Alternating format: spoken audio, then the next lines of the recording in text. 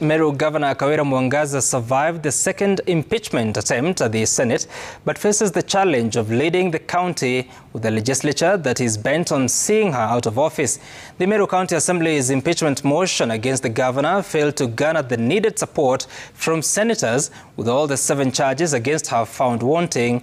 But as Brenda Wanga reports, Mwangaza's chances turned in her favor upon her submission of video evidence of one of her strongest opponents in the county.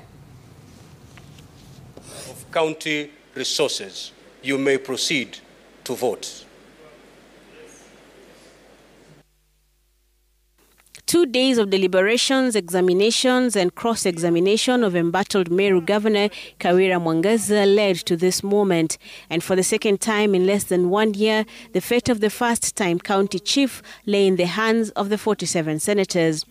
But before coming to this decisive moment, the senators had heard from Kawira Mwangaza, who was put on her defense over 7 counts as presented to the Senate by the Meru County Assembly.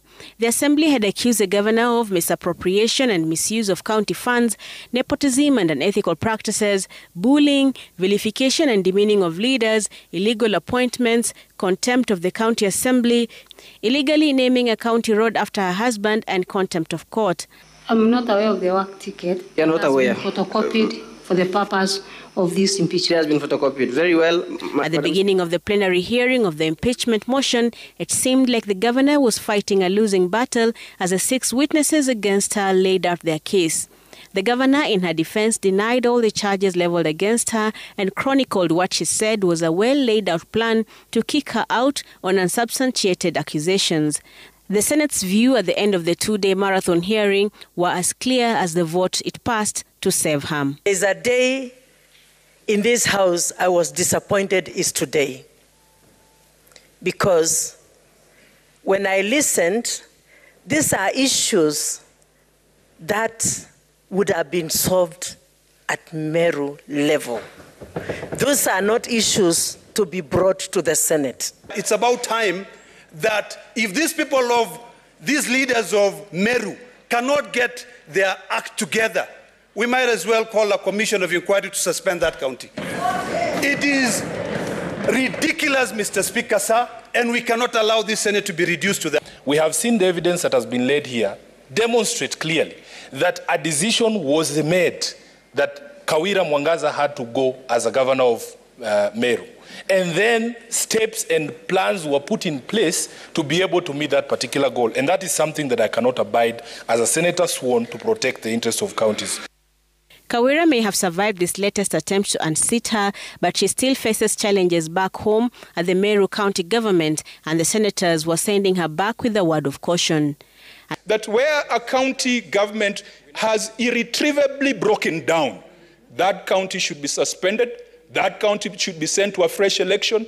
And Mr. Speaker, even though we do not have the original jurisdiction on that, I want to encourage the citizens of Meru to call for a suspension of the county government, to send Governor Kawira Mwangaza back to the people, and to send the MCS back to the people.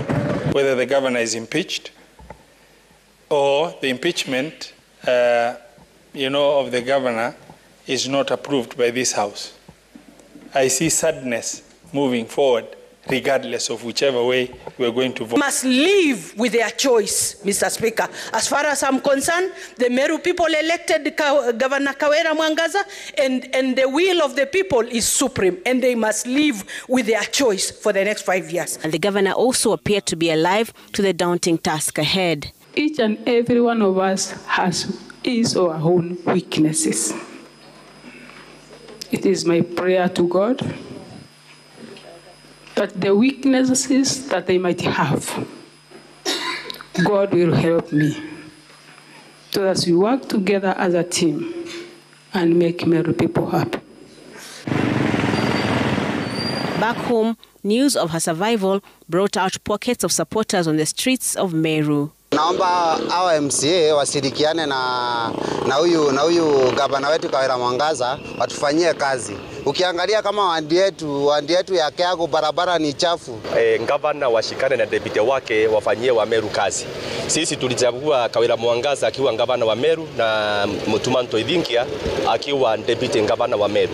Political stakeholders from the county now want a truce mediated between the governor and the county assembly as well as other leaders from the county.